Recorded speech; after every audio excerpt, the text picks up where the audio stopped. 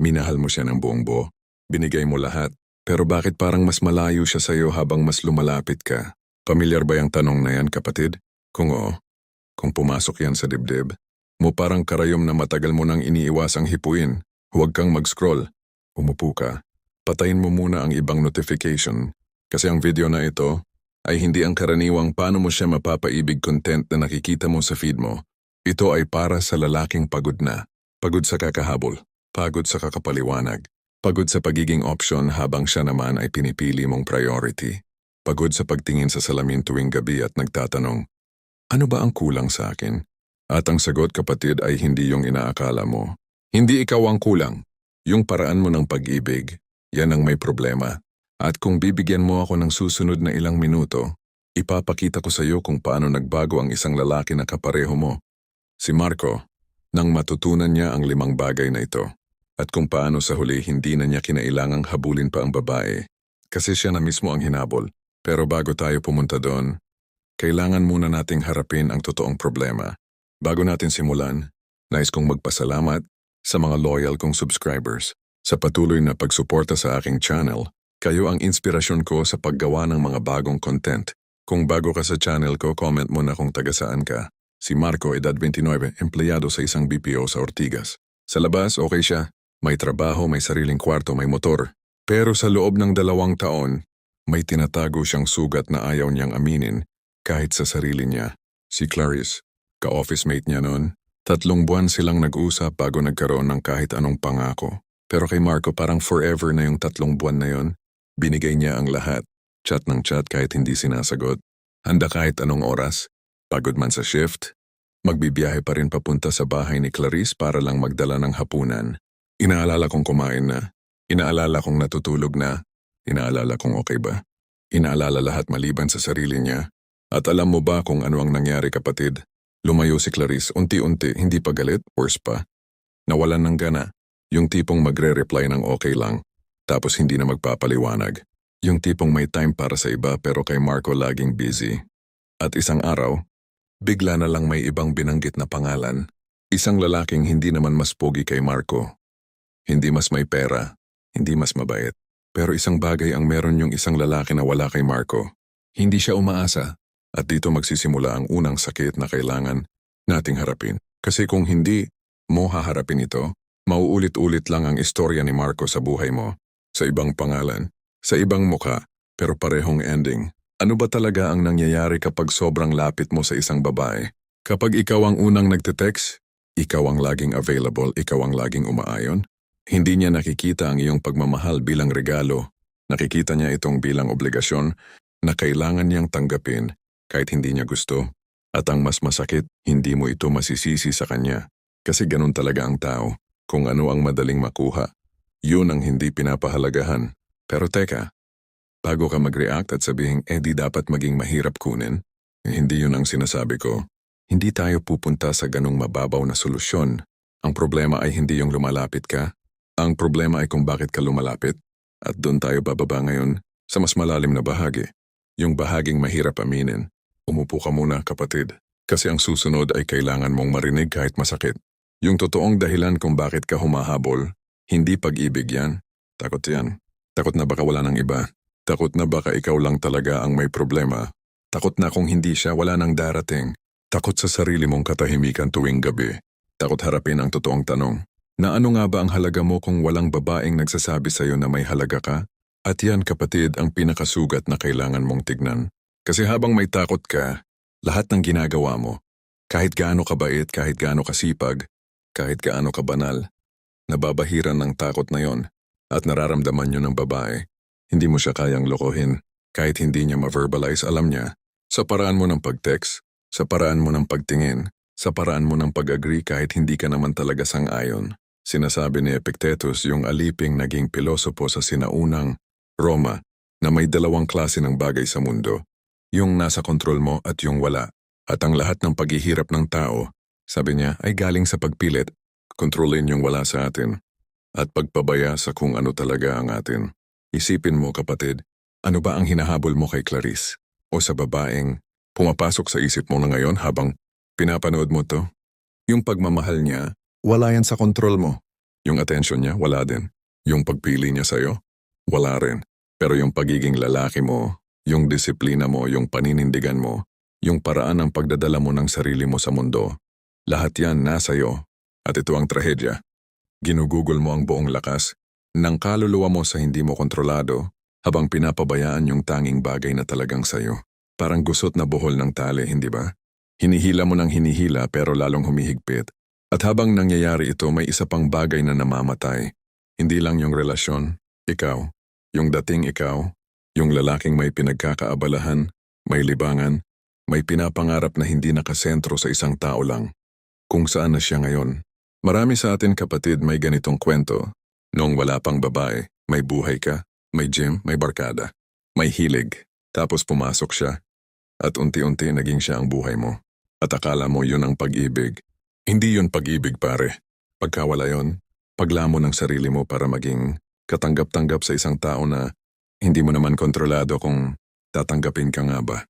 At ngayon, sa dilim ng kwarto kaharap niya yung estranghero na dating siya. Dito nagsimula ang pagbabago.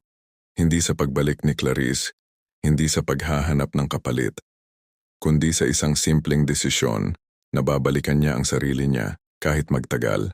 At doon niya natutunan ang 5 bagay na ngayon, ibabahagi ko sa'yo. Hindi ito mga trick. Hindi ito mga hakbang para mapapili ka. Ito yung mga bagay na kapag ginawa mo para sa sarili mo, hindi para sa kanya, hindi para ma-impress ang kahit sino, magbabago ang presensya mo sa mundo. At doon, parang hindi mo namamalayan, lalapit ang mga taong dapat lumapit. At lalayo yung mga hindi naman talaga para sa'yo. Unang bagay, ibalik mo sa sarili mo ang oras mo. Tanungin mo ang sarili mo, kapatid, kailan ang huling beses na may ginawa ka para sa'yo lang? Hindi para sa kanya. Hindi para maikwento. Hindi para magandang tignan sa Instagram. Para sa'yo lang. Si Marco, noong unang linggo matapos silang maghiwalay, sobrang hirap niyang pumasok sa sariling bahay. Kasi tahimik. At ang tahimik, kapag matagal mong iniwasan, parang kaaway na hinaharap.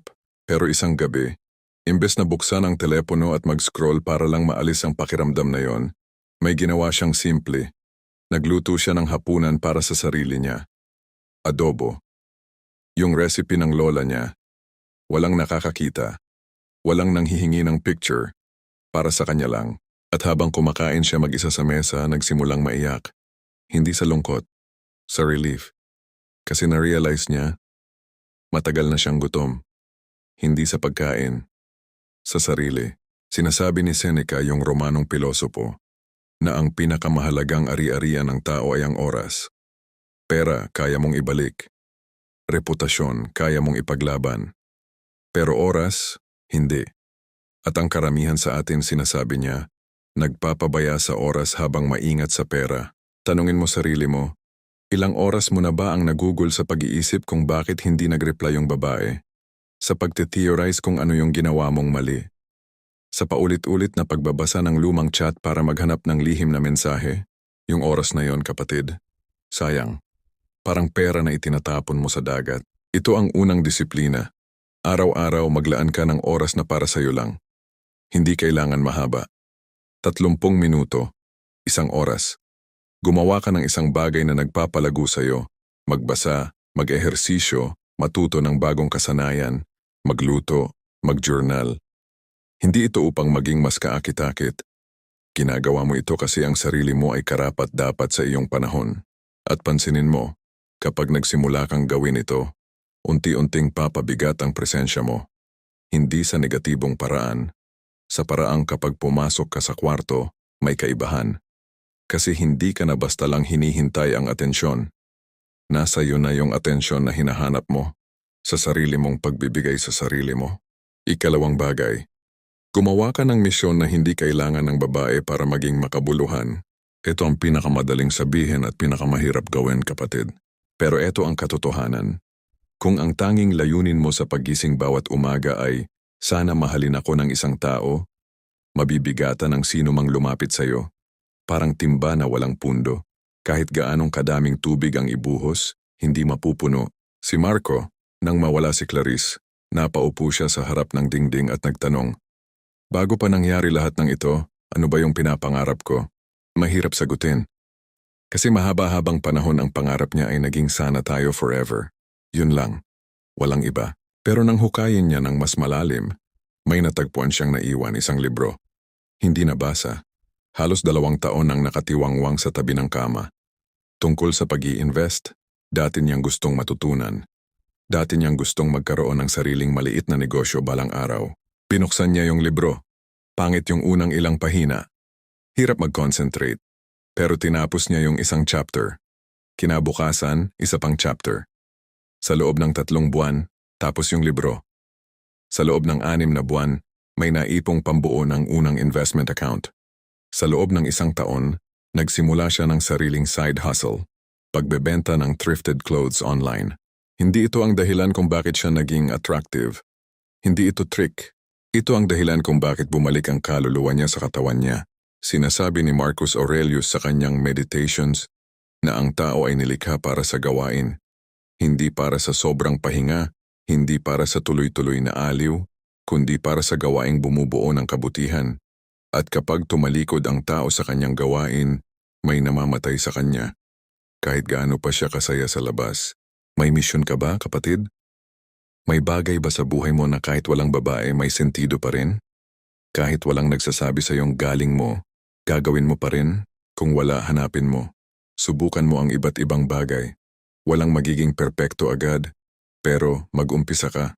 Kasi ang lalaking may misyon, iba ang energy na dala. Hindi desperate, hindi hungry sa validation. May pupuntahan. At ang mga tao, lalo na ang babaeng may sariling halaga, naakit sa direksyon, hindi sa panghihingi. Ikatlong bagay, sabihin ang hindi ng walang kasalanan. Ito ang bahaging ikinagulat ni Marco. Noong panahon nila ni Clarice, halos hindi siya nakakapagsabi ng hindi. Gabi na. Marco, can you pick me up? Kahit pagod siya sa trabaho. Sige. Wala siyang pera. Marco, bayaran mo muna. Sige. Kahit magutom siya hanggang sa susunod na sweldo. Gusto niyang pumunta sa barkada niya kasi anniversary ng isa sa kanila. Marco, di ka ba makakasama ako? Masakit ulo ko. Okay, kakansilahin. Akala niya kabaitan ito. Akala niya pagmamahal. Hindi, pagkatakot yun. Takot na kapag nagsabi siya ng hindi, magagalit. Takot na aalis. Takot na mawawala. Pero pakinggan mo ito, kapatid. Kapag hindi ka marunong magsabi ng hindi totoo ang lahat ng oo mo. Kasi ang oo na dahil sa takot, hindi oo. Tingin lang yun ng oo, pero sa loob may puot na pinipigilan. May inis na ipinipatong. At dumadami yan, kapatid. Araw-araw dumadami. Hanggang sa isang araw sasabog o, mas malala, papatay sa loob mo. Sinasabi ni Epictetus na ang tao na hindi marunong tumanggi, hindi malaya. Kahit ano pa ang sabihin niya tungkol sa sarili niya, alipin pa rin siya ng opinyon ng iba. At ito ang parte na mahirap. Kapag nagsimula kang magsabi ng hindi, ibang reaksyon ang makukuha mo. Yung iba mag-iiba, yung iba magagalit, yung iba aalis talaga. Pero pakinggan mo ito ng mabuti. Yung mga aalis dahil natutong kang magsabi ng hindi naman para sa'yo yun simula pa lang. Gusto lang nila yung version mo na laging oo. Hindi ikaw. Si Marco pagkatapos ng breakup, natutunan niyang magsabi ng hindi. Sa trabaho, sa barkada, sa pamilya kahit. Hindi marahas, hindi galit, kalmado, hindi. Ko kaya ngayon. Hindi, para sa akin yan. Pass muna ako. At napansin niya, yung mga taong totoong mahalaga sa kanya. Tumanggap, yung mga gumagamit lang sa kanya na wala. At yung espasyong iniwan nila, na puno ng tao at karanasang tumutugma sa totoong siya. Ika-4 na bagay, matutong maupo sa sakit ng hindi tumatakbo. Ito, kapatid, ang pinakamahirap, pero kung mapag-aaralan mo ito, lahat ng iba pang problema magiging mas madali. Ang karamihan sa atin kapag nasaktan, tumatakbo, sa kahit ano, sa alak, sa pornography, sa endless scroll, sa pagsukol sa sarili para lang hindi nang iisip, sa paghahanap agad ng kapalit, sa pagkahumaling sa trabaho para mawala ang saloobin. Lahat ito paraan para iwasan ang isang bagay, yung sakit sa loob. Pero ito ang hindi sinasabi ng sinuman sa atin. Ang sakit na tinatakasan mo. Kailangan mong maupo bago ito umalis ng tuluyan. Si Marco sa unang buwan pagkatapos ni Clarice, nag-download siya ng isang dating app. Hindi talaga dahil may gusto siyang bagong relasyon. Dahil hindi niya kayang mag-isa sa kwarto niya nang walang ibang mukhang titingnan, nag-swipe siya hanggang madaling araw. Nakipag-usap sa ilan, may nakilala pa siyang 2 beses lumabas kasama. Pero bawat pagbalik sa bahay, mas malalim ang hungkag. Hanggang isang gabi na pagtanto niya, hindi siya humahanap ng babae. Tumatakas siya sa sarili, kaya pinatay niya ang telepono. Ni-uninstall ang app, naupo, at hinayaan ang sakit na dumating. At dumating na nga, parang alon, hindi isang beses, paulit-ulit. May mga gabing umiyak, siya na hindi alam kung bakit. May mga gabing nakatitig lang sa kisame. May mga gabing gusto niyang mag-text kay Clarice pero hinayaan lang ang kamay niya na manginig hanggang sa mawala ang udyok. Matagal ito, kapatid. Hindi ko sisinungalingan ka. Hindi nagagamot sa isang linggo ang sakit ng pag-ibig. Hindi sa isang buwan, minsan taon. Pero ang pagkakaiba ng taong tumakas at taong humarap, yung taong humarap, gumagaling. Yung taong tumakas nananatiling sugatan habang nagpapanggap na okay, sinasabi ng mga stoic na ang sakit, pagdating huwag mong labanan na parang kaaway. Salubungin mo parang panauhin. Tanungin mo, ano ang itinuturo mo? Kasi lahat ng sakit may aral.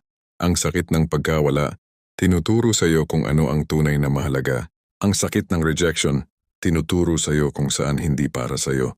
Ang sakit ng kahungkagan, tinuturo sa iyo na kailangan mo ng mas malalim na pundasyon. Kung tatakbo ka lagi, hindi mo matututunan ng anuman, parehong leksyon paulit-ulit sa ibang pangalan. 5 bagay. Mahalin mo ang sarili mo ng totoo. Hindi sa salita, kundi sa gawa. Narinig mo na to sa kung saan-saang quotes sa Facebook, love yourself first. Pero ano ba talaga ang ibig sabihin nun, pare? Hindi ito yung nakakain ng salad at inuutusan ng sarili na, you are beautiful sa salamin. Pang-cosmetic ito, pampabango. Ang totoong pagmamahal sa sarili, parang pagmamahal mo sa isang anak. Kung may anak ka, o may imagine mo na may anak, alam mo, hindi palagi yun masarap. May mga beses na kailangan mong pagalitan. May mga beses na kailangan mong sabihin, hindi sa gusto niya kasi hindi naman para sa ikabubuti niya. May mga beses na kailangan mong puwersahin siyang gumawa ng hindi niya gusto. Mag-aral, matulog ng maaga, kumain ng gulay, kasi alam mong iyon ang tama. Ganon din sa sarili mo, kapatid. Ang paggising ng maaga kahit antok ka, yun, pagmamahal sa sarili.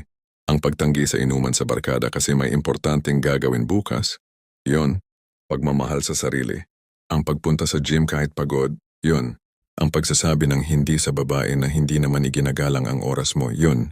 Ang pagtanggi sa self-pity, sa paglublob sa kalungkutan ng sobra-sobra, yun din. Si Marco noong umabot ng 1 taon matapos ang breakup, hindi niya na-realize kung kailan tumigil siyang mag-isip kay Clarice. Hindi ito one-day event. Kusang nangyari kasi napalitan ng iba ang espasyo na dating inookupa niya. May umagang rutina na siya. Simbahan tuwing linggo. Gym 3 beses sa isang linggo. Libro bago matulog. Natapos niya yung buong taon ay 30 libro. Nagsimula ng maliit na negosyo na ngayon. May isang kawani na siya. Bumalik siya sa simbahan ng pamilya. Nakipag-ayos siya sa tatay niyang matagal niyang hindi pinapansin. Ang mas nakakagulat, nagsimulang may lumapit.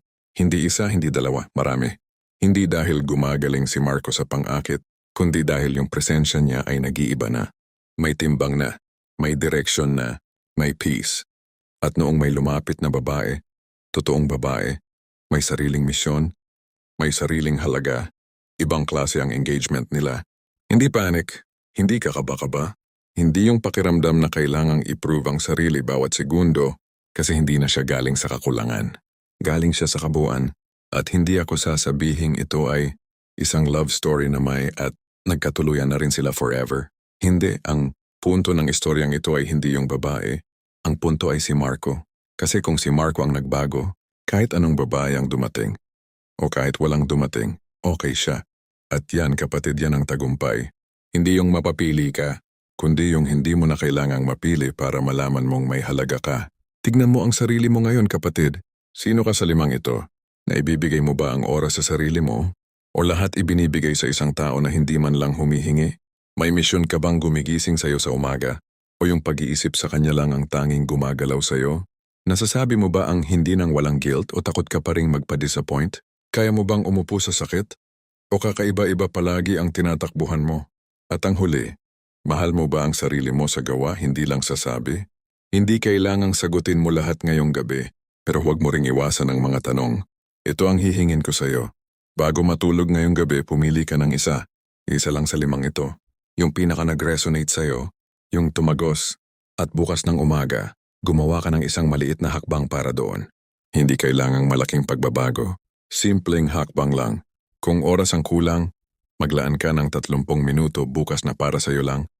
Walang telepono.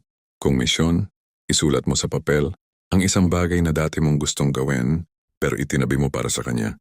Kung pagtanggi, isipin mo ang isang sitwasyong lagi kang napapao kahit ayaw mo at handa ka nang magsabi ng hindi sa susunod. Yang maliliit na hakbang na yan, kumukulo yung tubig pagkatapos pero dapat magumpisa. At ang huling bagay na iiwan ko sa'yo kapatid, hindi mo kailangang maging perpekto bago ka may halaga. Hindi mo kailangang maghintay ng validation ng sino man bago mo simulang ipamuhay ang buhay na para sa'yo. Hindi mo kailangang magpakabagong tao para lang may pumili sa'yo. Kailangan mo lang bumalik sa sarili mo. Yung sariling iniwan mo sa daan habang hinahabol ang ibang tao. Kasi pagkabalik mo sa kanya, sa sarili mo, magugulat ka. Hindi na siya naghihintay sa'yo ng may galit. Naghihintay siya na parang kaibigan na matagal na hindi nagkikita, handang yakapin ka pabalik. Pumili ng isang bagay ngayong gabi. Simulan mo bukas. At kung nakatulong ang video na ito sa'yo, i-like at i-subscribe, hindi para sa akin, kundi para may ibang lalaking nagdadaan sa parehong laban ay makakita rin nito. Ingatan mo ang sarili mo kapatid. Kasi kung hindi ikaw ang mag-aalaga sa kanya, sino pa? Hanggang sa susunod. Maraming salamat sa panunod.